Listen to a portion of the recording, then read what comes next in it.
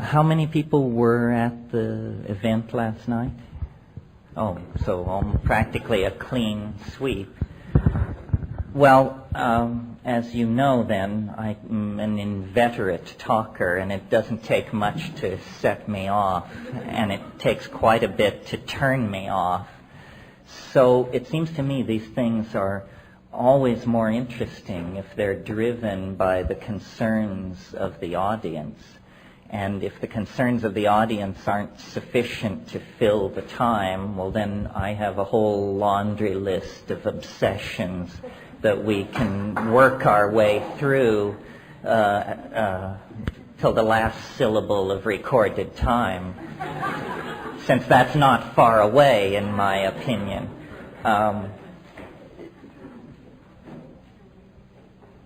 Very little of what I planned to say last night got said, because whenever I discover that I'm going to have to stand at a podium rather than sit in a chair, I can't, because of my contact lenses, glance down at my notes comfortably. So instead I just sort of rave.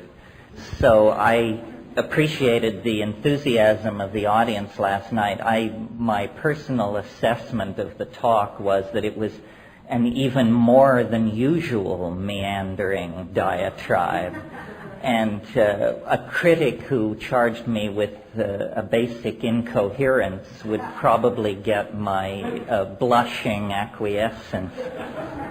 Maybe we can do better today. Are there questions from last night?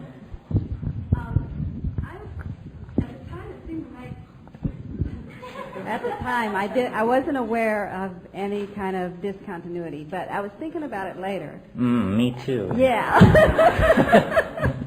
And I wanted to know what's the continuity between what you were saying at the beginning about changing the way we are in relationship to the earth and consuming less resources, and then what you were saying toward the end about the coming of the millennium and moving out of the birth canal into a new reality. Right. No, I think that there is, if not a contradiction there, at least it's some kind of coincidence of opposites. What I don't want to say is that there's nothing to be done, that there is no moral or political imperative, and that we can just continue with this mindless potlatch civilization until everything is ruined, because I don't believe that, and I think it's socially irresponsible to say that. On the other hand, what I don't want to fall too much in the other direction toward is saying that it all depends on us, and that we must raise enormous levels of anxiety in ourselves and act as though the salvation of the planet depended on us. What more is happening is that the most important political work that needs to be done is for each of us to raise our own consciousness about these issues, and then to create a community based on the sum total of our personal acts of reformation. So, it is very important to bring help to people in the third world who are struggling to raise families and preserve their environments and this sort of thing. But if I were a rationalist, I would be completely despairing. So we are more in the role of like midwives of this new order. And I guess it's useful then to return to that birth metaphor. The birth of the new humanity and the new earth is going to happen. But in the same way that a midwife or an obstetrician can ease a birth, make it smoother, make it less painful for all concerned, that's the role that political activism needs to take. So I think we should act as though the salvation of the earth is on our shoulders, but feel as though it is an automatic unfolding that we need not have anxiety about. You know, the Chinese philosopher Wi Po Yang said, worry is preposterous. And I think that's true. We don't know enough to worry. And to worry is, in a sense, a kind of act of hubris, because you are claiming complete knowledge of the situation and then you worry.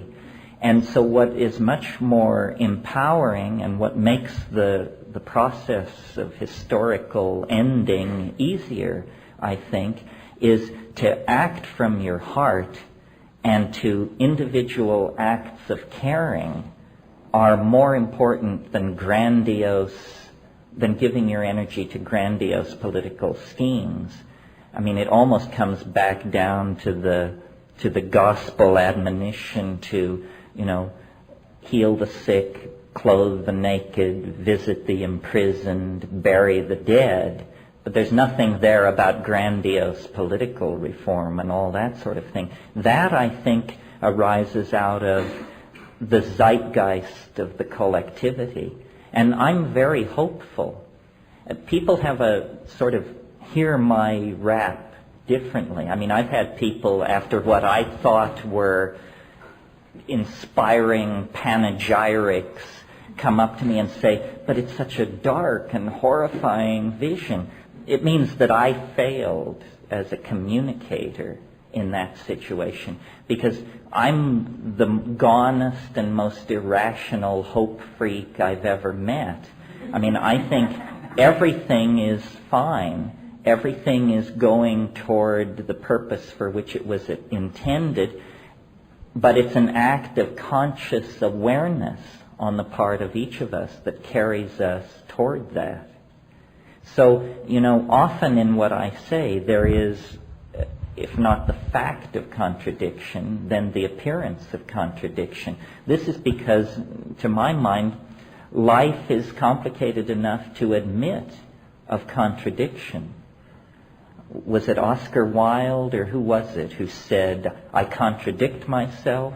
I contradict myself. Logical consistency is one of the prejudices that we've inherited from the scientific attempt to describe the world. But in fact, even science at its basic level has now abandoned that as an ideal. In quantum physics, the way it's done mathematically is you have an ordinary causal logic, and if-then logic, but in order to handle what quantum physics is attempting to describe, you also have to have what are called islands of Boole, or islands of Boolean logic, which is embedded in the standard logic and which is a logic of both and. And you cannot reduce this to a non-contradictory description. The great thing about the rational program of science is pushed far enough, it reveals the irrational foundations of nature. And that's really what the crisis in science now is. The cutting edges of physical science have contacted the Heisenberg uncertainty principle in the 20s, the anthropocentric principle in the 80s and 70s, and we are realizing that somehow the notion of an observer outside the system with a godlike objectivity and zero input into the situation, that was a necessary fiction for the more naive program of description of nature. But as we move into the more sophisticated description of nature, we have to place the observer in the picture, and then there is going to be a reverberation of contradiction that is probably can't be gotten rid of. I mentioned a little, or I referred to this in the talk last night, where I said we shouldn't push for closure.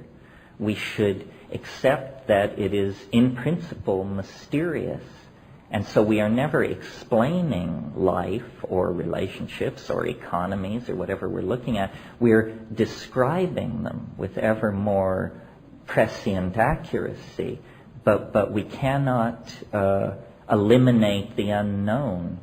One of my teachers years ago, West Churchman, wrote a wonderful book called Planning on Uncertainty. And I think, we all need to plan on uncertainty, and it's the one thing that is left out of most models, because the model builder has such faith in the model that he would never build in a trapdoor into the realm of uncertainty. And yet life is composed almost entirely of these kinds of trapdoors, you see. Does that do it? So, do I understand then that in your vision, we really don't know anything about what it's going to look like once we're out of the birth canal, but what we can do now is behave with integrity toward the world that we're in today. Is that right? That's right. And it's not that in principle we can't know what it's like out beyond the birth canal. It's simply that it's too early. I used the metaphor last night of that the transcendental object is below the event horizon. It is. And so all we can see is the rosy glow of its promise at this point. But give us 10 years, and the actual edge of the transcendental object will rise above the event horizon. I mean, I don't think that we are marginalized or part of fad and fashion. I think this is actually the rising modality necessary for the future if we're going to make it through. In other words, I suspect that 10 years from now, 15 years from now, the things we are talking about today will be the general metaphors and concerns in society, because I just have a very strong intuition based on, a lot of journeying into those hyperspatial modalities that this is the path. And I'm sufficiently convinced of that to submit it to a kind of intellectual plebiscite.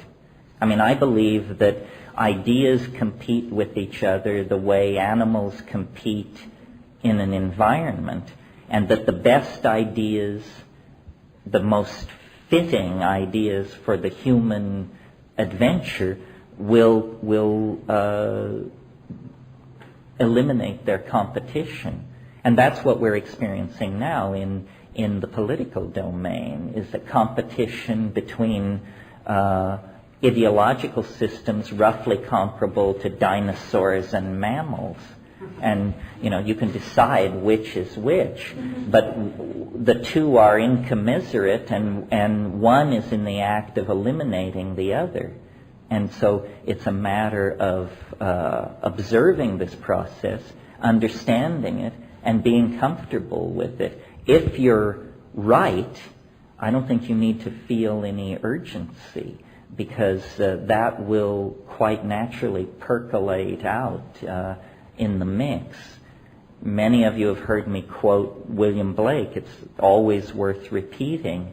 He said, if the truth can be told so as to be understood, it will be believed. In other words, understanding compels belief. You don't have to hammer on somebody. Your task is to refine your message into an understandable form, and then let the dynamics of intellectual competition decide what is the best model to follow. Yeah. I had a question related to what you were just saying, and then I had a chemistry question. What keeps me optimistic is that information seems to be spreading more rapidly. And some futurists have said that by the year 2011 that information will be doubling every second. was wondering if you could comment on that. Well, yeah. I mean, part of what I was going to talk about last night and didn't get to is I'm the purveyor of a very formal mathematical theory about how history unfolds itself and what time is. And to your great good fortune, you're not going to be exposed to this today. Had we 2 days, I would fillet you with it on the second day. But here's the thing that's going on. Since the very first moments of the universe's existence, novelty, as I call it, or complexity, as someone else has called it, or connectedness, has been increasing. So that the early universe was very simple. It was a plasma of free electrons. There were no laws of molecular physics, still less laws of biology or gene segregation or something like that. As the universe has aged, it has become more and more complex.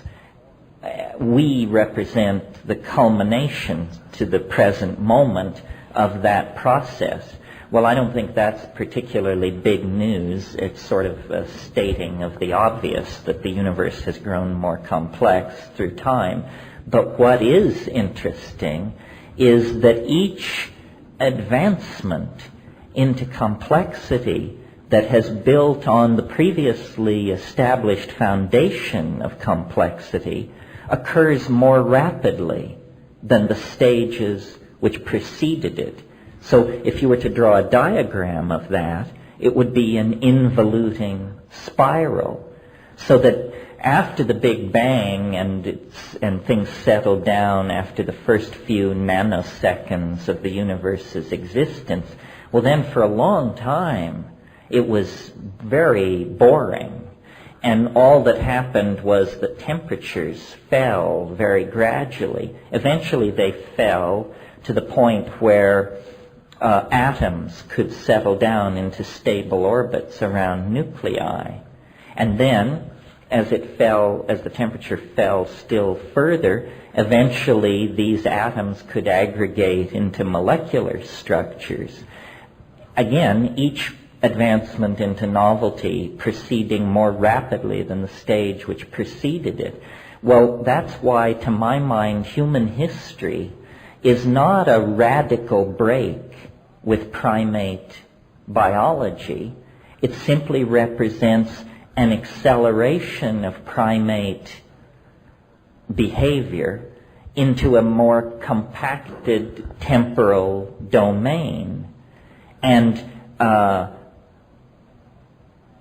high technology, electronic data transfer, the erection of global society, which has built on the previous levels of cultural attainment, has happened even more quickly. So that these eras, or epochs, you could almost think of them as, of complexity, are now of such short duration that instead of taking millions of years, or perhaps billions of years, to transit through one of these, we now are moving through them at the rate of one or two a decade. And beyond that, one or two every 2 or 3 years. And beyond that, one or two every few months. And I see no elegant reason for assuming that this process will ever cease its asymptotic acceleration. Well, then if you picture what I'm describing, it's a funnel of some sort, which begins with an extremely wide mouth, but which has now narrowed to an extremely small and fast-moving kind of situation. And this is why history is a self-limiting process. It isn't that we have broken away from the slow-moving processes of ordinary nature. It's that we represent nature at a different time frame. And I think this is why history is ending, because it's going so much faster than it used to go that it's going to finish very soon. There may be as much experience ahead of us as there is behind us, but we're moving through it so much faster than we used to that we are literally approaching the end of time at a faster and faster speed. And this is something built into the structure of the cosmos. It's the answer to the question, where did we come from? We were called forth out of biological organization by the continued acceleration of the expression of novelty. And this is why I count myself as a proponent of what I call the big surprise rather than the Big Bang. The big surprise lies ahead of us, not billions of years or millions of years or thousands of years in the future, but within our lifetimes, potentially. And it's interesting, I think I said this last night, the people who run the world now possess curves which, when they draw these curves and try to extrapolate them 50 years into the future, it makes no sense at all. You cannot extrapolate the ozone hole, the AIDS epidemic, the spread of plutonium. You cannot extrapolate these things 100 years into the future because they all go asymptotic and reach infinity. So it means the oceans boil, the atmosphere blows off, everybody dies, and that's the end of it. But I don't think that's what's happening. I think novelty is the saving grace, and that the historical adventure is essentially coming into the finale of the third act, and it is our great good fortune to be spectators and participants in the phenomena that for all preceding generations could only be anticipated and prayed for.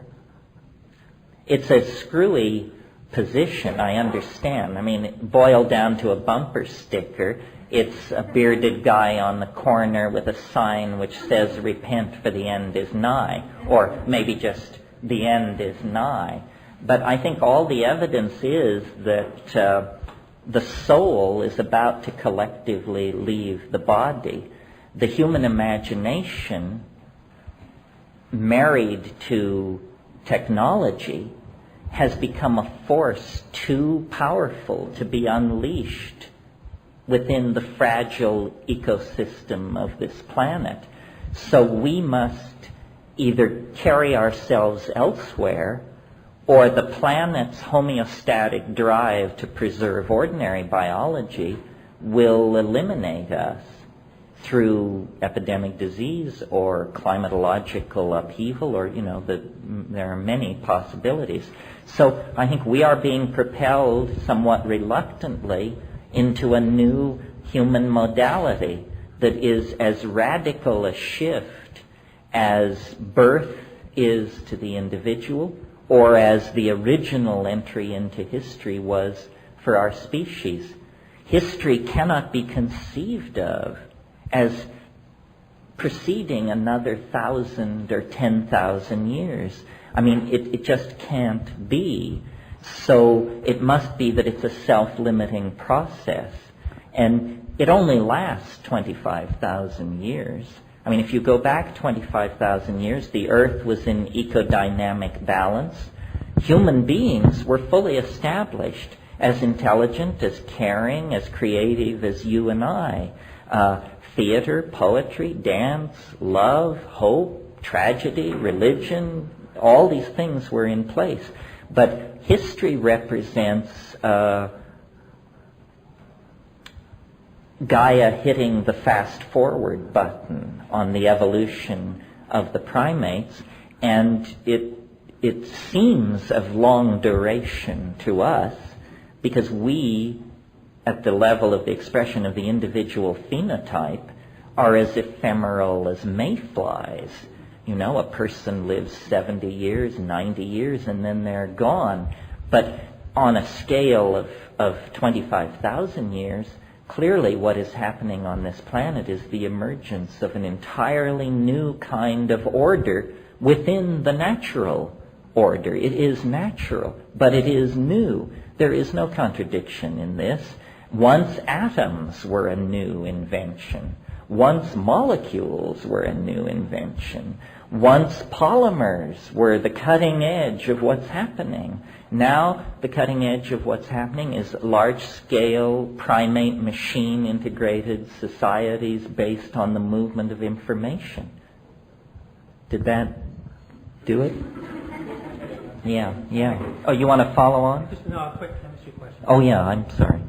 Is 5-methyloxy-NN-dimethyltryptamine crystalline legal to possess? And if one was going to mix it, would one mix it with harmine, harmello, heroline, or harmaline? That was a word salad.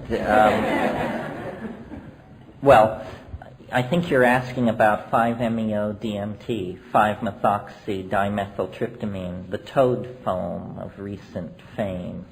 As far as I understand, I think that it's legal. However, it would probably depend on the length of the fangs of the local DA, because there is what's called the Kogener law, which says that structural near relatives of hallucinogens can also be prosecuted as illegal compounds. As far as the question about the harmine alkaloids, harmine, harmaline, tetrahydroharman, harmello, I think is apocryphal, specious. But the notion which must lie behind your question is harmine alkaloids inhibit monoamine oxidase, which is an enzyme system in the human gut that tends to inactivate amines, monoamines, of which these hallucinogens almost all fall into that category. You could attempt to inhibit your MAO with a dose of harmine or harmaline, and then smoke 5-MeO-DMT. But I don't recommend this unless you are a pharmacologist with hours and hours of psychedelic flight time on your log. And this is certainly nothing for the ingenue to attempt. Once you get out into the realm of synergies, that means what happens when you run two metabolically active compounds at the same time, and some people do 3 and 4 and 5, you're definitely on your own, because pharmacology doesn't study drugs like that. They study them in isolation, their activity. And, some people say of the smokable tryptamines, they're so quick that wouldn't it be logical to inhibit your MAO in order to freeze frame the experience, and instead of having it last 3 minutes, have it last 30 minutes. Yes, that's a fine idea, but what if it lasted 30 hours instead? I mean, you don't, a miss is as good as a mile in this game, so you should have your mantras ready if you push off into that. Yeah. While we're on the subject of chemistry, I have a quick and easy question. Okay, I imagine psilocybin is probably, pretty common use, and I'm sure that the people around here are pretty aware of the malathion spraying that's going on. And I've always been curious. I'm not a chemistry student, but since psilocybin does have a phosphorus in it, and I know most of malathion and most of the other chemicals like it are organophosphates, and they react synergistically.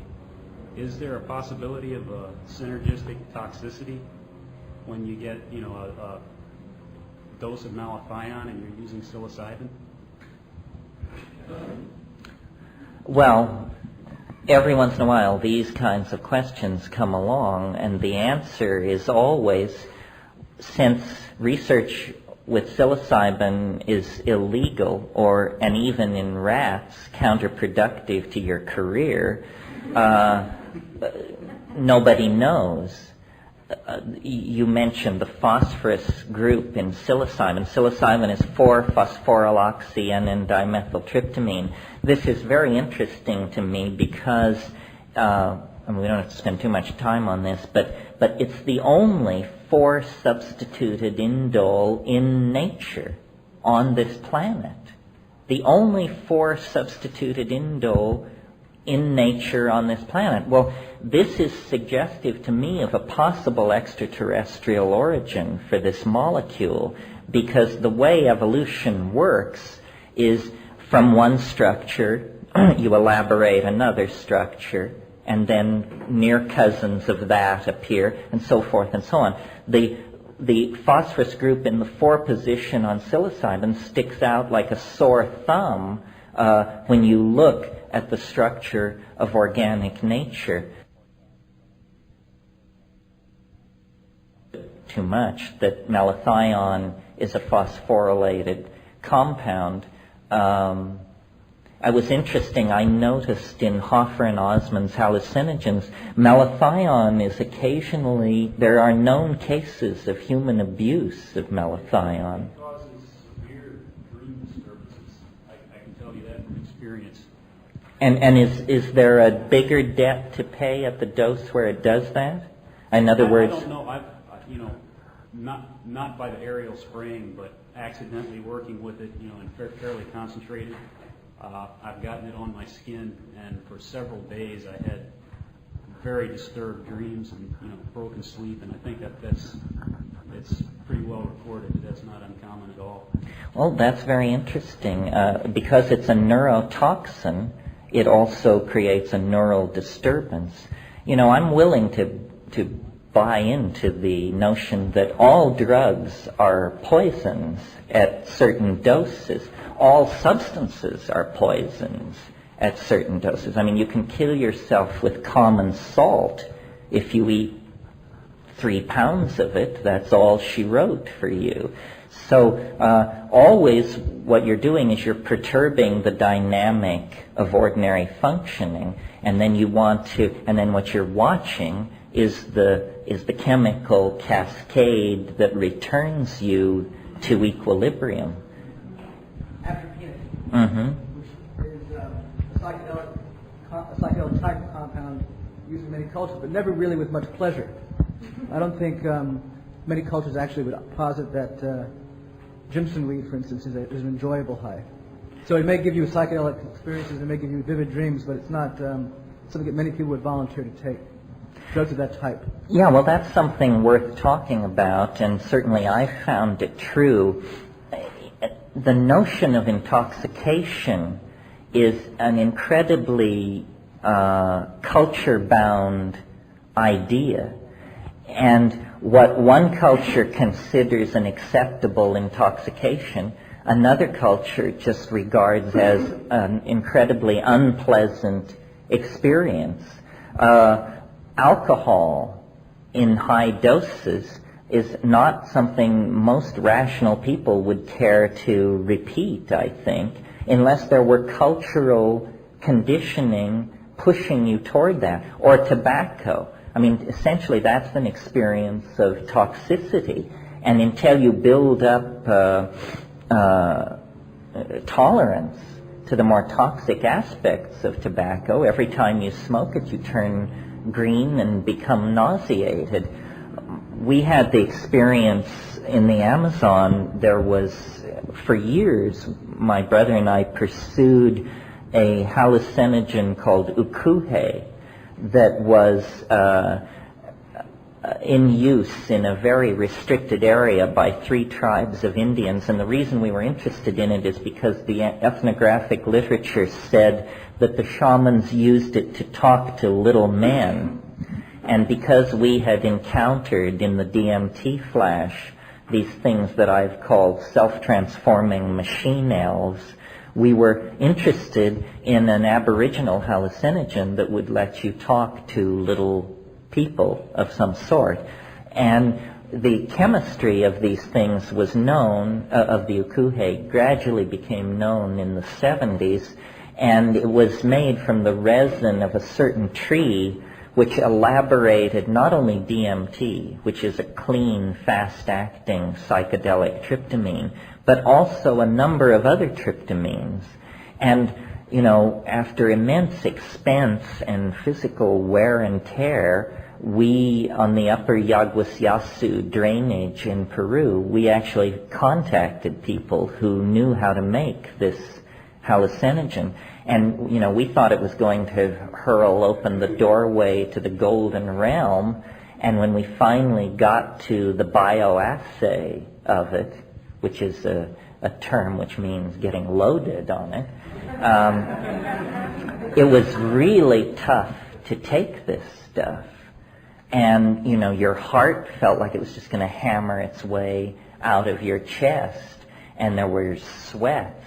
And there was hallucination, but my God, you were monitoring so many other physiological systems going into crisis that, you know, it seemed almost ancillary. So then, you know, lived through it. The next morning, troop down to the shaman's hut and say, you know, listen, Basilio, we have to talk. And then him saying, well, yeah, it takes getting used to. And, you know, that's why our shamans don't live very long. And so then you realize, what we're dealing with here is a culture that has sanctioned this experience and projected a lot of cultural baggage onto it, but that if you're the unsold customer, you say, you know, I think once is enough. Thank you for that. A more familiar case that I think is similar, although some people rise up in holy wrath and we get into great arguments about this, but my personal opinion is that Amanita muscaria, do you all know what that is? It's the red mushroom of European folk mythology. In German it's called the Fliegenpilz. It's atropinic too. Well, a lot of people who never got loaded on it spewed a lot of scholarly argument about how this was a wonderful shamanic intoxicant. But I submit to you, in most cases, it comes closer to being an ordeal. And it may be that because of genetic variation, seasonal variation, individual variations in the expression of its genome, edaphic factors, meaning the soil that it grows in, the nature of its mycorrhizal relationship, and in other words, we've staked out here about an 8-variable equation relative to Amanita muscaria, that sometimes it's wonderful, but unless you have always been in that area and can draw on the shamanic lore of great tradition about it, I think just going out into the woods and faunching down on the first Amanita muscaria that you come upon is probably a ticket to the emergency room if you're not very careful. In Madagascar, there are no hallucinogens as we would understand it, but there are what are called ordeal poisons. This is an entire category in Madagascan Aboriginal shamanism. What's going on here, there are these plants which you take them and you at first assume you're going to die because you feel so bad, and then you feel so bad that you beg to die, and then you don't die. And you recover completely within 10 to 12 hours. And you are so damn glad to be alive that this has all the characteristics of a psychedelic experience. I mean, you come down a kinder, gentler, more attentive, more decent human being. But it's only because you've been hurled into the jaws of death itself and then brought back. That will work, folks. But so my interest has always been to squeeze the definition of psychedelic, to narrow it, to make it more precise. I mean, sometimes people say, well, it's about altered states. Well, there are all kinds of altered states, thousands of altered states, without even talking about drugs. We can talk about being in love, being abandoned in love, being jealous, being anxious about your financial situation, suddenly seeing your roots in high Atlantis. These are all altered states. None of them are psychedelic. Well, then you move into the realm of drugs. There are, as you mentioned, atropine states, tropane-induced deliriums, the ketamine-type states, states on the edge of anesthesia, states of extraordinary agitation brought on by the whole amphetamine family. All of these things are altered states, pharmacologically achieved, and to my mind, they are not truly psychedelic. What psychedelic means to me is, in structural terms, a very small number of compounds, all based on indole. The indole hallucinogens are the true psychedelics. And let's see, what are they? There aren't that many. There's LSD, which is a semi-synthetic, made in the laboratory, but from organic precursors, usually. LSD, ibogaine, about which not much is known because it has never achieved much currency in the underground in this country. Psilocybin, DMT, and the beta-carbolines, which are monoamine oxidase inhibitors, but only hallucinogens at close to the toxic dose. And that's it. What about peyote? Peyote is an interesting edge situation because mescaline is not an indole, it's an amphetamine. And if you look at the chemical, pharmacological profile on peyote, it's different from all these others. First of all, an effective dose of mescaline is, according to the literature, 700 milligrams. That's a pile of white powder in the palm of your hand. In other words, it's an inefficient drug. It puts a lot of strain on your system. There are different ways to think about toxicity. One way is to ask, how much of this compound do you have to take to experience an effect? If you have to take 700 milligrams, then it's a pretty crude drug because that's a lot. On the other hand, LSD is at the other end of the spectrum. You can feel quite strongly 50 gamma, 50 micrograms of LSD. Help me out here. What is that? 5/10,000ths of a gram is 50 gamma. That is, to a pharmacologist, the fact that a human being can feel 50 micrograms of a compound is like a miracle. I mean, to give you an analogy so you can understand that, that's like having one red ant tear down the Empire State Building in 30 minutes. I mean, that's what it looks like when 50 gamma of LSD enter your body. So LSD has an incredibly low toxicity by that measure, you see. Well, then psilocybin falls in the mid-range.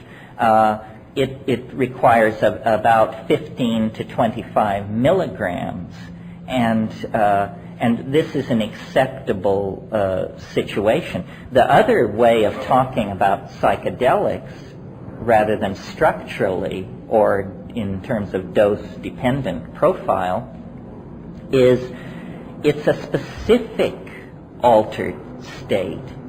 It is, first of all, I like the word hallucinogen or hallucinogen. See, I grew up in a cattle town in Colorado, and I haven't shed quite all of it.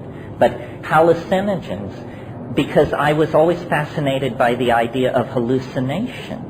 To me, for some reason, the idea of seeing something which is not there just became the holy grail for me, because that was so challenging to my notion of what is possible. And so then when we lay these indole psychedelics out in front of us and are trying to make decisions,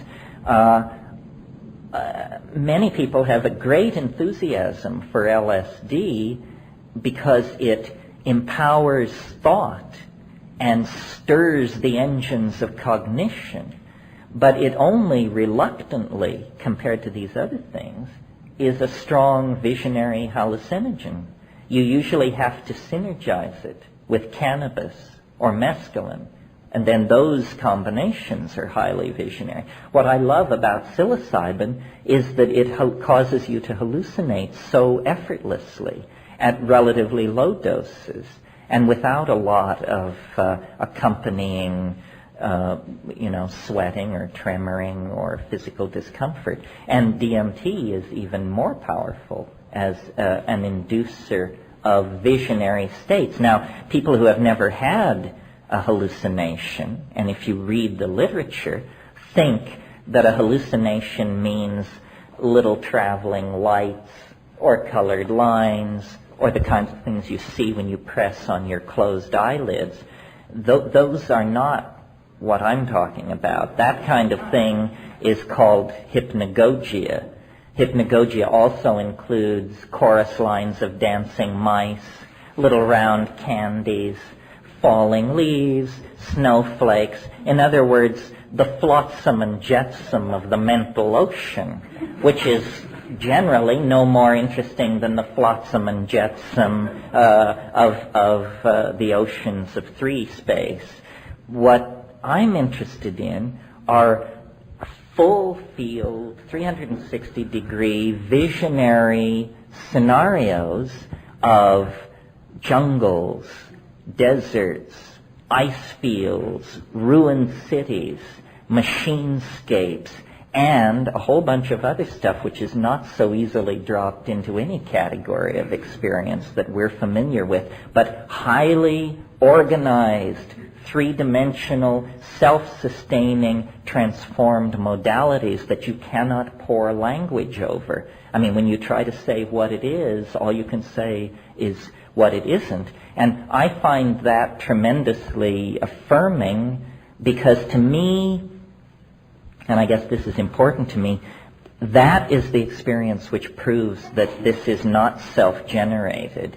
When I take a plant and it shows me something I could previously not have imagined, then I know I am in the presence of the other, because it couldn't have come out of me.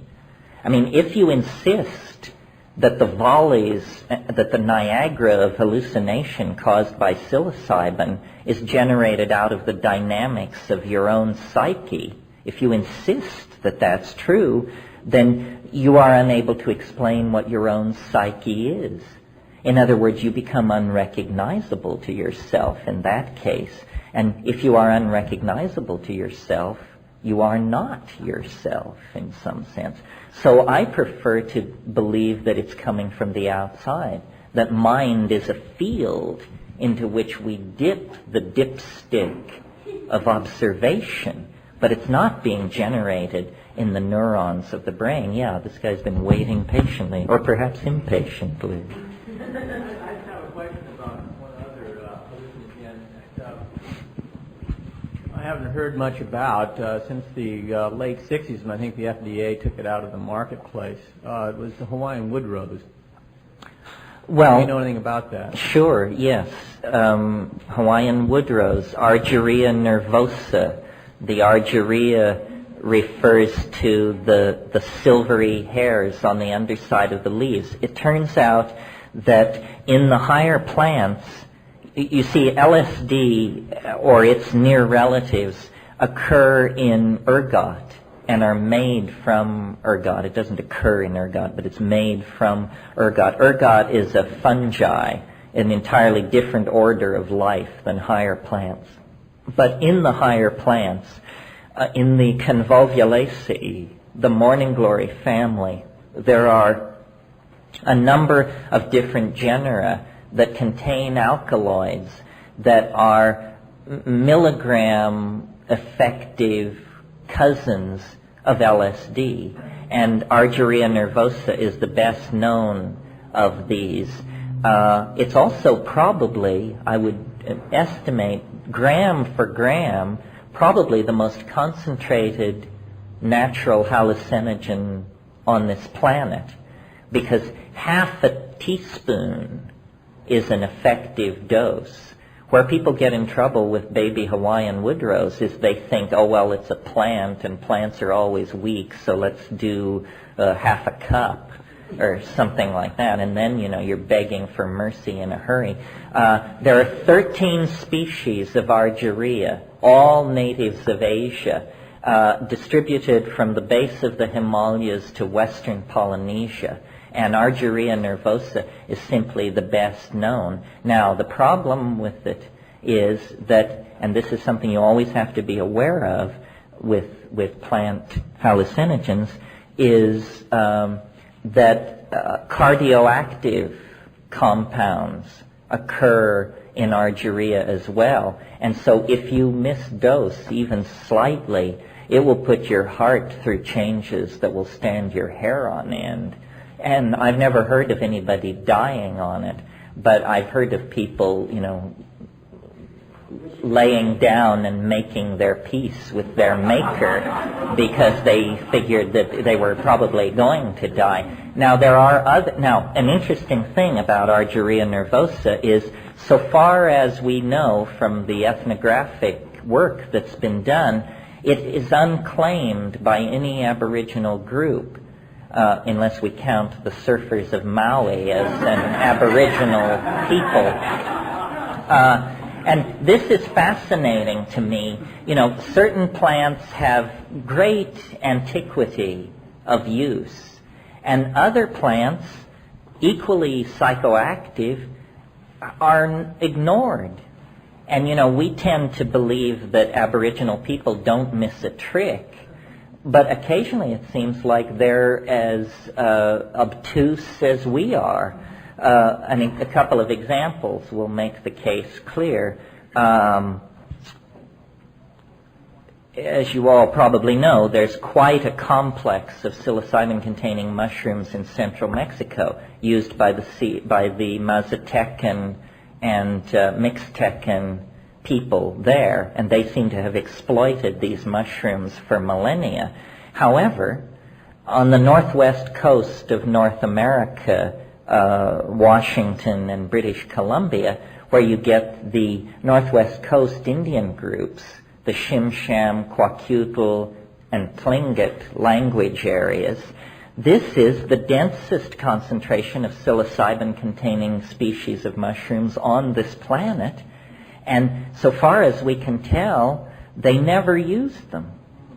I mean, somebody will say, well, they used them, but they never told you in the shamans. But listen, a huge amount of ethnography has been done in that area, and there is not the slightest indication that these people ever utilized these mushrooms. Even though they had an advanced shamanism, plant-based shamanism, they seem to have overlooked this.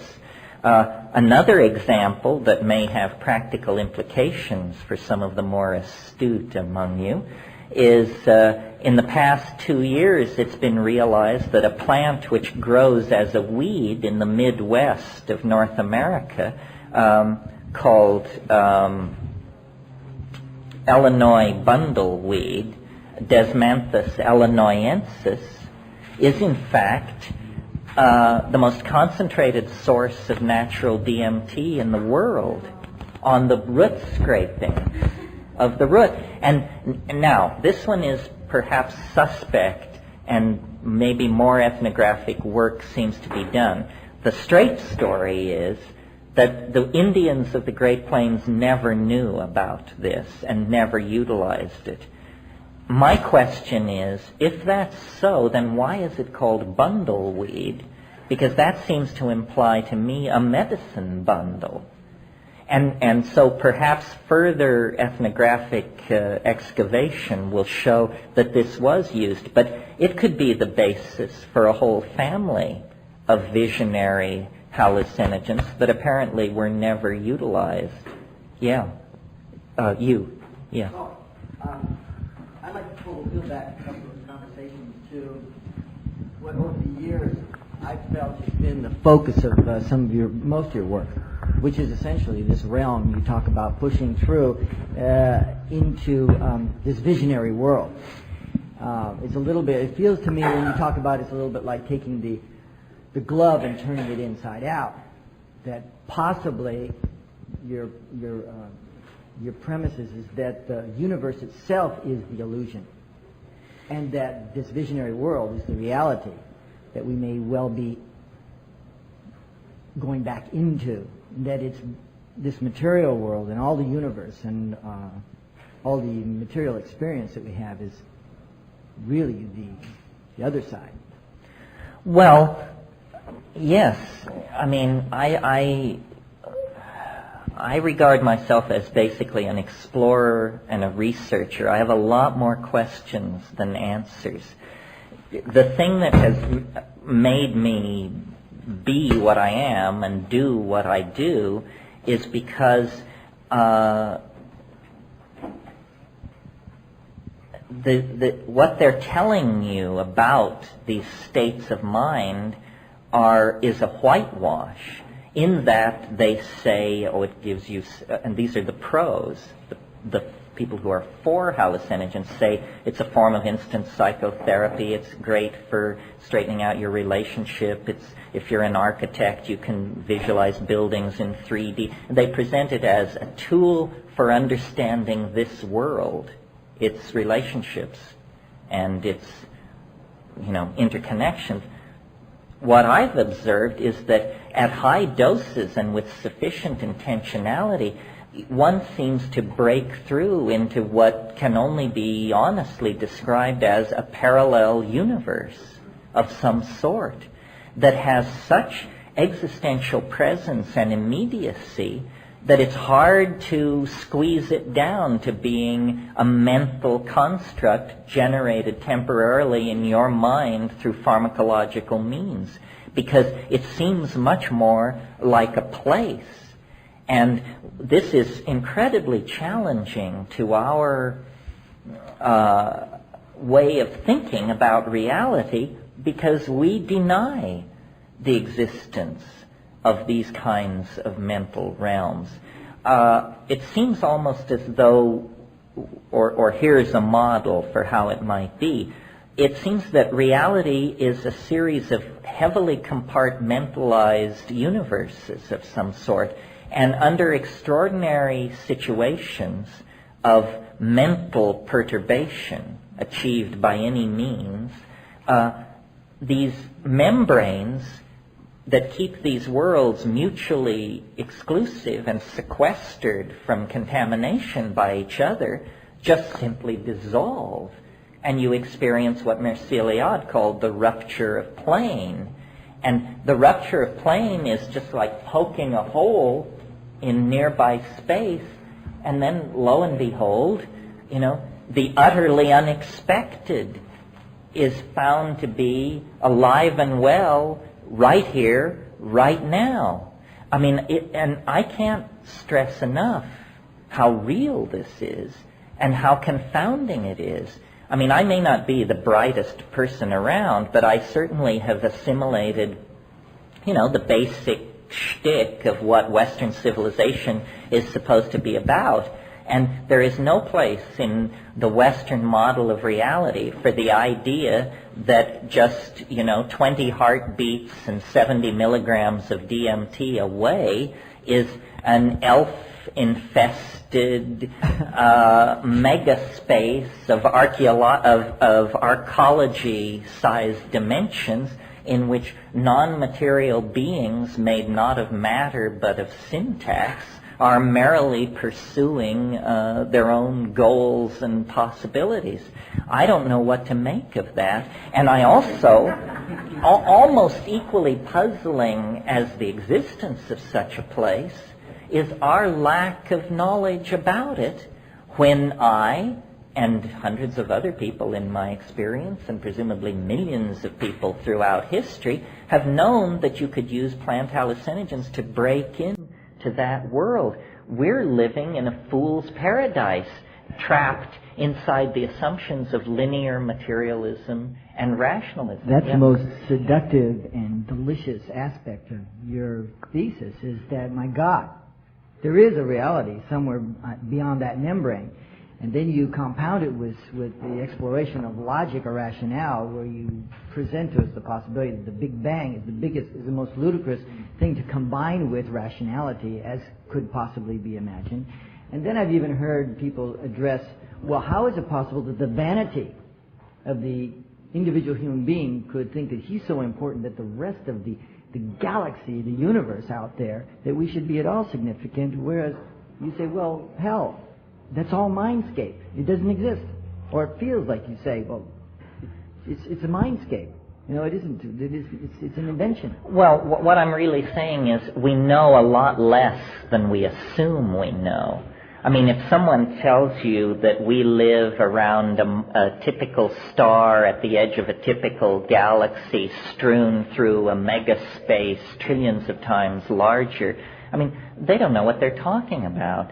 That's just the cheerful assurance of modern astronomy based on a bunch of fishy formulas that were cooked up within the confines of the 20th century. I mean, the stars that shine down at night could be painted dots on a scrim for all we know. I mean, I'm not saying that's the case, but what I am saying is I think that the greatest disservice that science has done to humankind is the marginalizing of our own importance.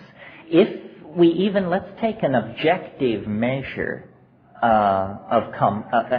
I think complexity, if you look around at nature, at the fossil record, at the human family, complexity is clearly something very dear to nature. Nature preserves it, nature works through it, nature builds upon it. Well, we're told and so forth and so on. But if you will look at the human cerebral cortex, what you discover is the most densely complexified matter known to exist in the universe. The human cerebral cortex contains more connections per cubic centimeter than any form of matter known to exist in this cosmos. If that's true, suddenly our marginality is completely obviated, and it's clear that, no, we are not marginal observers of a vast cosmic drama.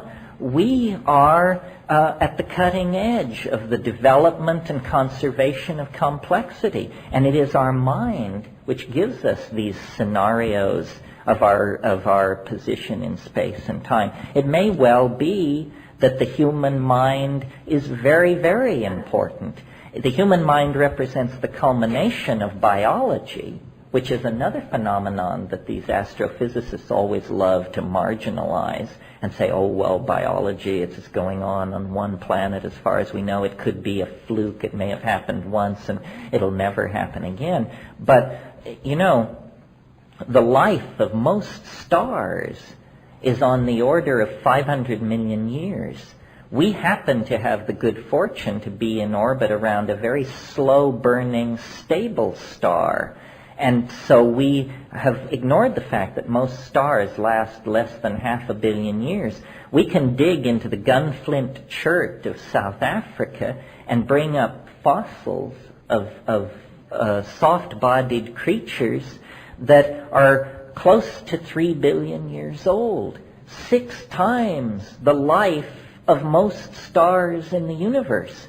So when somebody's trying to tell you that the universe is about is the life and death of stars, they're ignoring the fact that biology is a phenomenon as persistent as any phenomenon known to exist in the universe. And biology is not a static phenomenon. It isn't an endless recycling of fissionable materials the way star life is. Biological life has been steadily complexifying itself over the entire time span of its existence. So life is not marginal. Mind, emerging out of life at its more complex levels of organization, is not marginal, and we are not marginal. We are, I think, tremendously important in the cosmic drama, and that a rational analysis of the situation will support that. Yeah. You comment in that regard. You comment on, and also you mentioned the Gaia hypothesis earlier. Lynn Margulis's theory that all of life, all of plant life is a reorganization of bacteria, and all of animal life is a further reorganization of bacterial life, just to get bacteria to move around from place to place. And the cerebral cortex is just a lot of modified spirochetes that have organized themselves in a certain way. And that in my reading of her, the way you put human beings in this picture is that we're just an experiment in the way station of bacterial life, which may or may not work. In other words, our destiny is not really in our hands. And to think that we can control our fate is really hubris or illusion. Well, it's certainly illusion. I mean, it's pretty clear we don't control our fate. Yes, you see, one way of looking at evolution, I mean, I just offer this as a heuristic insight, is that life achieved absolute perfection with the first organism. And then this first organism underwent mutation.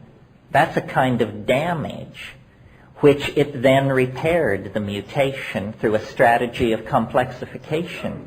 And then there was more mutation and more repair through complexification. So what we represent is a massive chunk of scar tissue, the culmination of billions of years of repairing the perfect first life form.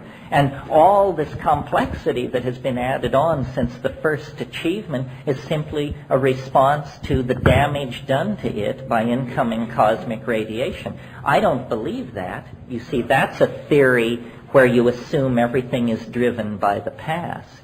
I think that what is really hanging up modern biology is its absence, its unwillingness to entertain the possibility that life is driven by purpose. This is an old chestnut in the philosophy of science. It's called the issue of teleology. Teleology is a fancy word meaning purpose. And what happened, you see, is it's just simply a legacy of our intellectual history.